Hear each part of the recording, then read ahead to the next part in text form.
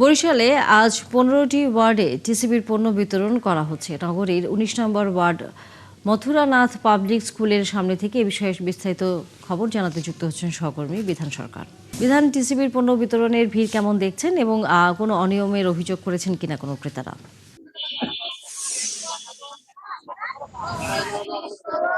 তানি আপনাকে যদি দেখাই, ঠিক দেখেন যে ঠিক ১৯ নম্বর ওয়ার্ডের নগরীর মথুরানাথ পাবলিক স্কুলে যে এখানে দেখেন যে ভিড়টা কেমন, এখানে যে টিসিবির পণ্য বিতরণ করা হচ্ছে।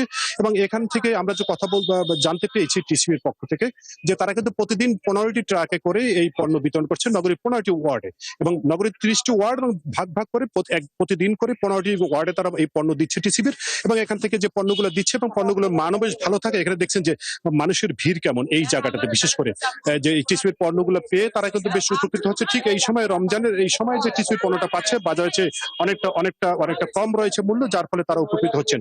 এবং এখানে আমরা টিসিবির যে এই যে বিভাগীয় যে পরিচালক, সহকারী পরিচালক, ওনার সাথে আমরা কথা বলছি। উনি বলছেন যে একজন গেল দিন একজন একজন যে টিসিবির পণ্য বিক্রেতার ডিলার, তিনি অনিয়ম করেছিলেন, এবং এখানে অনিয়ম করার কোনো সুযোগ নেই, যেহেতু প্রশাসন থাকে, তারপর টিসিবির পক্ষ থেকে লোক থাকে, এবং অন্যান্য যে আইন শৃঙ্খলা রক্ষাকারী বাহিনী থাকে, তারাও কিন্তু এই বিষয়গুলো তদারকি করে থাকে। তবে যেখানে বেশি ভিড় থাকে, যেখানে যেখানে ক্রেতা বেশি থাকে, সেখানেই কিন্তু একটা ভিড় পড়ে যায়, বা সেখানে কিন্তু একজনকে টপকে আরেকজনকে বা পণ্য নেওয়ার জন্য কিন্তু আগাম নিতে থাকে। কিন্তু ডিলারদের প্রতি একেবারে কড়া নজর নির্দেশ রয়েছে, যে ঠিক লাইন ধরে, এবং কোনো কোনো জায়গায় আমরা দেখেছি ডিলাররা ঠিক হাতে কালি বা অমোচনীয় কালি লাগিয়ে দেয়, যে প্রত্যেকের জন্য একজন করে নিতে পারে এই টিসিবির পণ্য।